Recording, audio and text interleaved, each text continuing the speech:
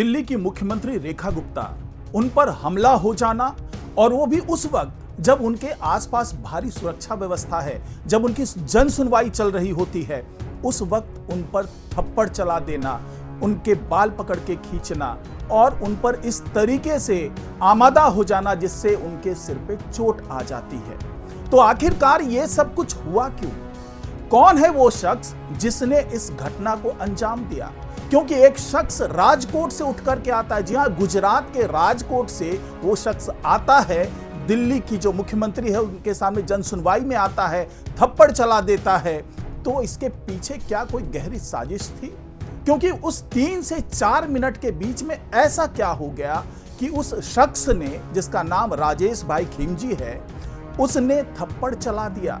तो इसके बारे में इसका जो खुलासा है वो बहुत ही इस तरीके का खुलासा है जिसको सुनकर के आप भी हैरान हो जाएंगे कि आखिरकार इस तरह की चीजें हो क्यों रही है, और ये पहला मामला तो है नहीं। तो इसके बारे में तमाम जानकारी आपको आज के इस वीडियो में मिलने वाली है, तो इस वीडियो को आखिर तक जरूर देखिएगा। नमस्कार, मैं हूं डॉक्टर सुरजीत सिंह और आप देख रहे हैं यंग भारत। अगर आपने अभी तक इस चैनल को सब्सक्राइब नहीं किया है तो सब्सक्राइब कर लीजिए, और अगर आपको ये वीडियो अच्छा लगे तो इसको लाइक कीजिए, शेयर कीजिए और कमेंट जरूर कीजिए। तो दिल्ली की मुख्यमंत्री, वो भी महिला मुख्यमंत्री रेखा गुप्ता, उस पर हमला होना, उनको थप्पड़ मार देना, ये बहुत ही दुर्भाग्यपूर्ण घटना है। क्योंकि एक तो वो एक राज्य के मुख्यमंत्री हैं, दूसरा वो एक महिला मुख्यमंत्री हैं, और उनके साथ इस तरह का व्यवहार करना, एक तो एक मुख्यमंत्री के साथ गलत व्यवहार हुआ, दूसरा एक महिला के साथ गलत व्यवहार हुआ। तो इसके पीछे की जो सोच है और इसके पीछे की जो साजिश है, ये कोई छोटी मोटी साजिश नहीं है, बल्कि ये एक तरीके का जो है कह लें इंटॉलरेंस कह लें, नाराजगी कह लें, या फिर ये कोई राजनीतिक साजिश है। क्योंकि इससे पहले भी इस तरह की तमाम घटनाएं होती रही है। राजेश कोई पहला शख्स नहीं है जिसने इस तरह की घटना को अंजाम दिया है। लेकिन यहाँ पर सोचने वाली बात यह है कि जन सुनवाई चल रही है, मुख्यमंत्री की सुरक्षा में सुरक्षाकर्मी तैनात रहते हैं, इसके बावजूद इस तरह की घटना हो जाना, और उसके बाद की जो राजनीति शुरू होती है, कांग्रेस ये कहती है कि किसी महिला के खिलाफ इस तरह का व्यवहार होना, किसी महिला पर हमला हो जाना, और वो भी दिल्ली के मुख्यमंत्री के ऊपर हमला हो जाना, वो भी जन सुनवाई के दौरान, और वो भी भारी सुरक्षा के बीच। यानी कि अगर इस राज्य में, यानी बीजेपी का जो राज है, उसमें अगर मुख्यमंत्री आवास के अंदर कोई महिला सुरक्षित नहीं है और खुद मुख्यमंत्री सुरक्षित नहीं है, तो दिल्ली की बाकी महिलाएं किस तरीके से खुद को सुरक्षित महसूस करेंगी? पूर्व मुख्यमंत्री, जो कि आम आदमी पार्टी से हैं, आतिशी, उन्होंने भी ये कमेंट किया है कि ये बहुत ही दुर्भाग्यपूर्ण घटना है और जिसने भी ये किया उसके खिलाफ कड़ी कार्रवाई होनी चाहिए। लेकिन जो आम आदमी पार्टी का जो दूसरा स्टैंड है वो यही है, उनके जो दूसरे प्रवक्ता हैं वो ये कह रहे हैं कि जब जो अरविंद केजरीवाल मुख्यमंत्री हुआ करते थे, उन पर जब हमला होता था तो यही बीजेपी पार्टी थी, यही बीजेपी कहती थी कि ये सब कुछ जो हो रहा है वो अरविंद केजरीवाल के प्रति नाराजगी के कारण हो रहा है, आम आदमी पार्टी की सरकार की नाराजगी के कारण हो रहा है। तो आखिरकार ऐसा क्या हो गया कि फरवरी में शपथ लेने वाली रेखा गुप्ता के खिलाफ नाराजगी इतनी जल्दी उपजने लगी और इन पर थप्पड़ चला दिया?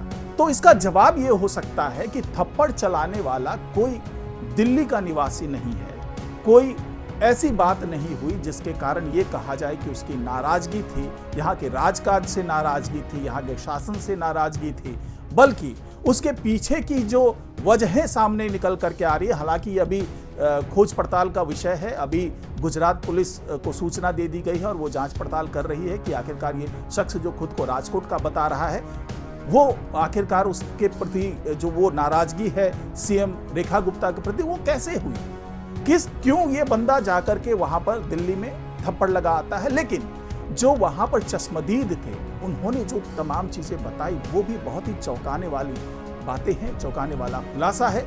क्योंकि चश्मदीदों के मुताबिक कि ये जो राजेश भाई है, ये वहां पर जाता है, मुख्यमंत्री के सामने एक कागजों का पुलिंदा लेकर के जाता है, अपनी शिकायत सामने रखता है, और उसी दौरान जब शिकायत वो पढ़ रही होती है रेखा गुप्ता, उसी दौरान वो बेकाबू हो जाता है, ऊंची ऊंची आवाज में चिल्लाने लगता है और अगले ही पल वो थप्पड़ लगा देता है। फिर वो हाथ पकड़ के या फिर कहें कि उनके बालों को पकड़ करके खींचने की कोशिश करता है, जिससे रेखा गुप्ता के सिर पे चोट आती है। वो चाहे कुर्सी से चोट आई हो, चाहे मेज से चोट आई हो, उनका तुरंत इलाज किया जाता है। इलाज के लिए डॉक्टर्स बुलाए जाते हैं और कुल मिलाकर के वहां बिल्कुल अफरा तफरी का माहौल बन जाता है। तमाम जो दिल्ली सरकार के मंत्री वो दौड़े दौड़े सीएम आवास पर पहुंचते हैं, जो सचिव स्तर के अधिकारी हैं वो सीएम आवास पर पहुंचते हैं। तुरंत हिरासत में ले लिया जाता है राजेश भाई को।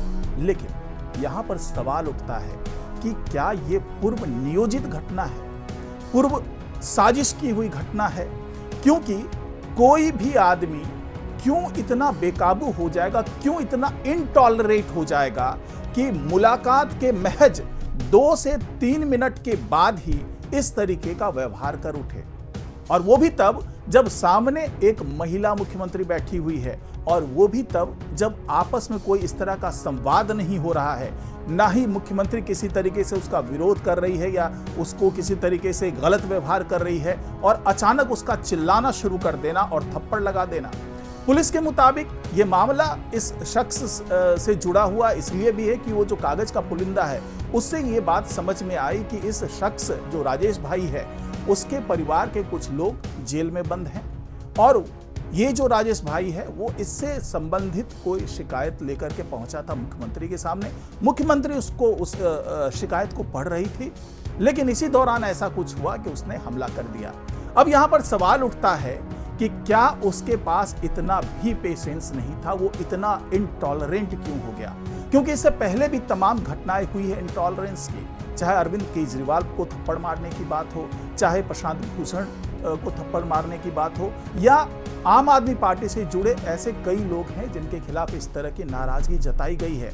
और आज सबसे बड़ी बात मैं आपको बताऊं कि आज जिस तरीके से बीजेपी के प्रवक्ता तजिंदर पाल बग्गा ने भी इस पे नाराजगी जताई, इसकी निंदा की कि इस तरह की घटना नहीं होनी चाहिए, वो बग्गा खुद ही थप्पड़ कांड से चर्चा में आए थे। तजिंदर पाल बग्गा ने आम आदमी पार्टी के उस वक्त तत्कालीन प्रवक्ता रहे प्रशांत भूषण पर थप्पड़ जड़ा था। उन्हें प्रशांत भूषण को थप्पड़ लगाया था, उसके बाद ही ये चर्चा में आए थे। ये घटना 2011 की है, जब तजिंदर पाल उस वक्त अचानक सुर्खियों में आए। और सबसे बड़ी बात यह है कि बीजेपी ने तजिंदर पाल बग्गा को हाथों हाथ लिया और आज वो यहाँ पर प्रवक्ता के तौर पर नियुक्त हैं, और हरिनगर से वो चुनाव भी लड़वा चुकी है बीजेपी तजिंदर पाल बग्गा को।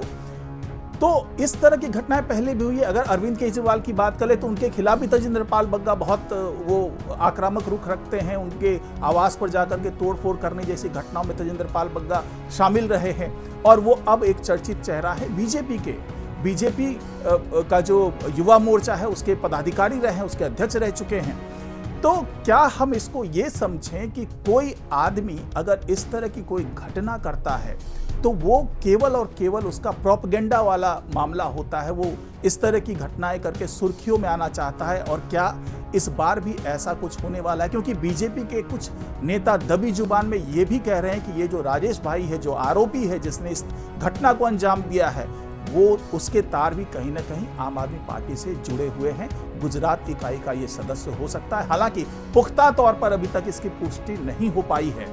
लेकिन अब यहाँ पर दो तरह के सवाल उठते हैं कि इस तरह की जो घटनाएं होती है वो क्यों होती है। तो घटना के दो ही कारण हो सकते हैं। एक कारण ये होता है क्योंकि अक्सर जो अरविंद केजरीवाल को थप्पड़ मारने की घटना हुई या इस तरह की कोई भी घटना हुई है तो वो चुनाव यात्रा के दौरान हुई, चुनाव के दौरान हुई है। तो उस वक्त ये कहा जाता था कि ये सिंपैथी बटोरने की एक कोशिश होती है, इस तरीके से खुद को प्रताड़ित बता करके, खुद को अपने आप को अपमानित बता करके इस तरह से एक वोट बटोरने की भी कोशिश होती है राजनेताओं की। मतलब ये एक राजनीतिक फंडा होता है, एक राजनीतिक मतलब टूल कह लें वो होता है, जिसके जरिए ये लोग अपने आप को पीड़ित बताने की कोशिश करते हैं और वोट बटोरने की कोशिश करते हैं। तो एक वजह तो ये हो गई, और दूसरी वजह भी राजनीतिक हो सकती है। दूसरी वजह वो जो तजिंदर पाल बग्गा ने अपनाया था, यानी कि इस तरह की किसी घटना को अंजाम देकर के खुद को हीरो साबित करने की कोशिश या लाइमलाइट में लाने की कोशिश। क्योंकि अक्सर ये देखा जाता है कि जो नेता होते हैं वो अक्सर मामलों में इस तरह के जो आक्रामक रुख अपनाने वाले लोग होते हैं उनको माफ कर देते हैं, यानी कि उनके खिलाफ कोई कड़ी कानूनी कार्रवाई नहीं की जाती है। उसके पीछे उन नेताओं की भी मजबूरी होती है, वो ऐसा नहीं दिखाना चाहते हैं कि वो बहुत क्रूर हैं और बहुत ही कठोरता से किसी के खिलाफ कार्रवाई करने की अपेक्षा रखते हैं। तो ये नेता की भी मजबूरी होती है और इसका फायदा ऐसे लोग उठाते हैं। तो इस साजिश के पीछे, जिसको साजिश कहा जा रहा है बीजेपी की तरफ से, तो इस साजिश के पीछे की असली वजह क्या है? क्या वाकई ये पीड़ित था? क्या वाकई ये सिस्टम का सताया हुआ आदमी था जिसने इस तरह की हरकत बिल्कुल अपना आपा खो करके कर दिया? क्या उसके साथ कोई नाइंसाफी हो रही थी? उसके खिलाफ कोई ऐसी चीजें हो रही थी जो सिस्टम उसको बरगला रहा था और वो न्याय की आशा में पहुंचता है सीएम रेखा गुप्ता के पास? और क्या सीएम रेखा गुप्ता उस 2 से 3 मिनट के बीच में ऐसा व्यवहार करती है कि उसको ऐसा लगा हो कि मुझे यहां से भी न्याय नहीं मिलेगा, इसलिए वो अपना आपा खोता है, थप्पड़ चला देता है? तो ये वो तमाम सवाल हैं जिसके जवाब खोजे जाने हैं। और सवाल एक बीजेपी की तरफ से भी उठ रहा है कि ये एक तरीके से प्रायोजित घटना थी, ये दिखाने के लिए कि बीजेपी सरकार के खिलाफ बहुत नाराजगी है, सीएम रेखा गुप्ता के खिलाफ बहुत नाराजगी है, और ये सब कुछ सोची समझी चाल हो सकती है, खास करके आम आदमी पार्टी की ओर बीजेपी का इशारा है। तो ये तमाम सवाल हैं जिसके जवाब अभी ढूंढे जाएंगे, वो गुजरात पुलिस भी ढूंढेगी और साथ ही ढूंढेंगे यहाँ के पुलिस अधिकारी भी। और साथ ही सवाल ये भी उठता है कि इतनी भारी सुरक्षा के बीच एक महिला मुख्यमंत्री पर थप्पड़ चला देना, क्या ये उस सुरक्षा व्यवस्था की पोल नहीं खोल रहा है? तो इन तमाम सवालों के जवाब ढूंढे जाएंगे, मिलेंगे और आप तक पहुंचाए भी जाएंगे। तो आज की रिपोर्ट में फिलहाल इतना है। नमस्कार।